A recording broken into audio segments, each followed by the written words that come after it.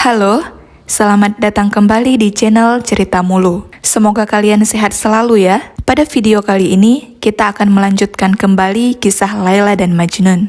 Apa yang terjadi pada Majnun setelah ia pulang dari Mekah? Simak video ini sampai akhir untuk mengetahui kisah selengkapnya.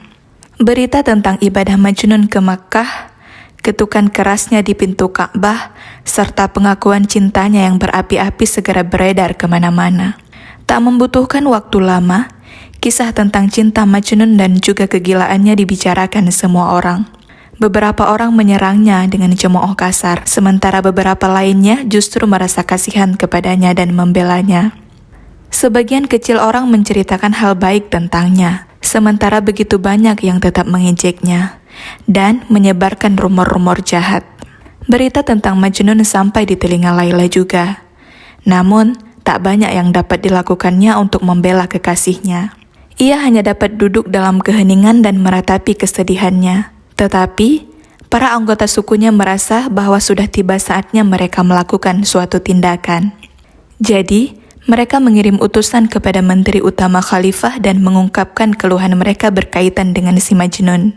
Si orang gila bodoh ini, kata ketua utusan, si gila Majnun telah mencemarkan suku kami dengan tingkah lakunya. Siang dan malam ia berkeliaran di sekitar desa. Rambutnya kotor dan kusut. Pakaiannya compang-camping dan ia berjalan dengan serombongan gelandangan. Ia tertawa-tawa dan menangis tanpa alasan. Ia menjerit, berteriak, berdansa dan berputar-putar. Melompat ke udara, menjatuhkan dirinya di tanah dan menciumi tanah. Dan ia selalu mendendangkan soneta serta odenya, lagu-lagu serta sajak-sajaknya, bait demi bait. Sayangnya, sajak-sajaknya sangat indah dan semua orang menghafalnya dengan baik. Hal ini buruk bagi kami dan juga bagi Anda, karena sebagian kata dalam lagu-lagunya merupakan penghinaan terhadap martabat publik serta standar moral di masyarakat kita. Seperti yang mungkin telah Anda dengar, sajak-sajaknya berkaitan dengan putri pemimpin kami, Laila. Namanya kini diucapkan oleh semua pria, wanita, dan anak-anak di seluruh penjuru tanah ini. Hal ini bukan saja penghinaan terhadap kesopanan, namun merupakan penghinaan terhadap kehormatan serta martabat Laila.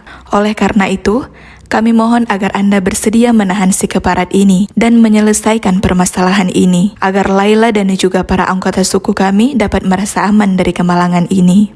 Begitu sang utusan telah selesai berbicara, sang menteri beranjak berdiri dari kursinya, menghunus pedangnya dan menunjukkannya kepada para utusan. Jinakkan si gila dengan menggunakan ini, jika kalian bisa, katanya. Dan kudoakan kalian baik-baik saja. Tanpa sengaja, ucapan sang menteri terdengar oleh seorang anggota suku Majnun, Banu Amir, yang sedang berada di pengadilan saat itu. Tanpa membuang banyak waktu, ia bergegas memberitahu Said, yaitu ayah Majnun, tentang apa yang telah didengarnya. Suku Laila sedang memburu Majnun, jeritnya. Sang menteri utama Khalifah telah menyetujuinya. Aku sedang berada di sana saat kesepakatan itu terjadi. Pria itu bagaikan dirasuki naga yang mengeluarkan api dari mulutnya dan memuntahkan ancaman. Kita harus memperingatkan Majnun sebelum terlambat. Sebuah lubang telah terbuka di tengah jalannya. Kita harus membuka penutup matanya. Jika tidak, maka ia akan jatuh ke dalam lubang itu dan menghilang selamanya. Ucapan sang informan menancap di hati Said bagaikan 100 anak panah. Karena khawatir akan keselamatan nyawa putranya, ia mengirimkan anak buahnya untuk mencari Majnun dan mengamankannya. Satu persatu mereka kembali dengan tangan kosong dan membuat mereka berkecil hati. Majnun tak dapat ditemukan dimanapun, kata mereka. Dan kami khawatir jika takdirnya memang telah ditentukan. Entah memang demikian, atau karena ia telah tewas dimakan hewan liar, siapa yang tahu.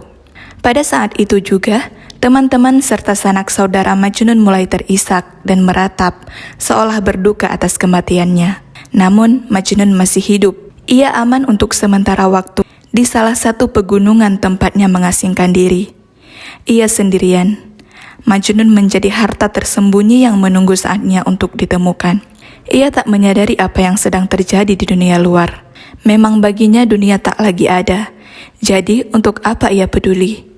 Bukankah ia telah meninggalkan serta membuangnya?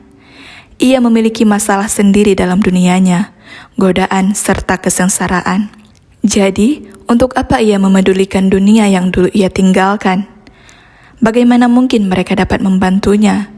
Ia menderita karena ia tak mampu meraih harta yang sangat berarti baginya, meskipun ia telah mengorbankan nyawanya. Apa artinya teman serta keluarga di saat seperti ini? Namun, kesendirian Majnun tidak lama, dan akhirnya keberadaannya pun diketahui.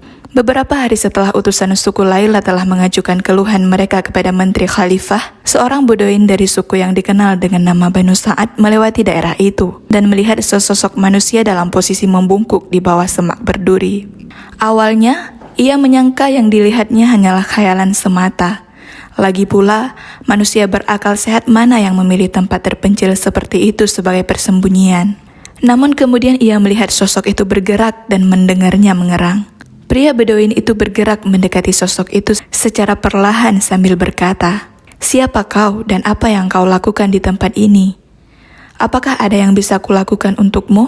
Ia mengulangi pertanyaannya lagi dan lagi, namun Majnun tak memberikan jawaban. Akhirnya sang Beduin menyerah dan pergi meninggalkannya. Begitu tiba di tempat tujuannya, ia bercerita kepada keluarganya tentang apa yang telah dilihatnya dalam perjalanan. Sesosok manusia, jelasnya. Tampak jelas bahwa ia pria gila yang sedang kesakitan, menggeliat-geliat di bawah semak berduri seperti seekor ular yang terluka. Rambutnya kotor dan kusut, pakaiannya compang-camping, dan yang tersisa dari tubuhnya hanyalah tulang dan kulit. Berita mengenai pertemuan pria ini dengan Majnun akhirnya sampai di telinga Said, yang dengan segera melakukan perjalanan untuk menemukan putranya dan membawanya pulang dari alam liar. Ketika akhirnya menemukan putranya, Majnun tampak persis seperti yang telah dideskripsikan oleh si Beduin, yaitu pucat, kurus, kotor, dan kebingungan.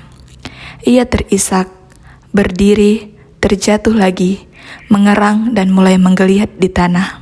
Pria tua itu membungkuk, meletakkan tangannya di bawah kepala putranya dan memandang kedua matanya. Awalnya Majnun tidak mengenali ayahnya. Baru setelah Said mulai berbicaralah, Majnun menyadari siapa yang telah datang untuk menolongnya. Saat itulah, air mata Majnun turun semakin deras begitu ia mendekap ayahnya.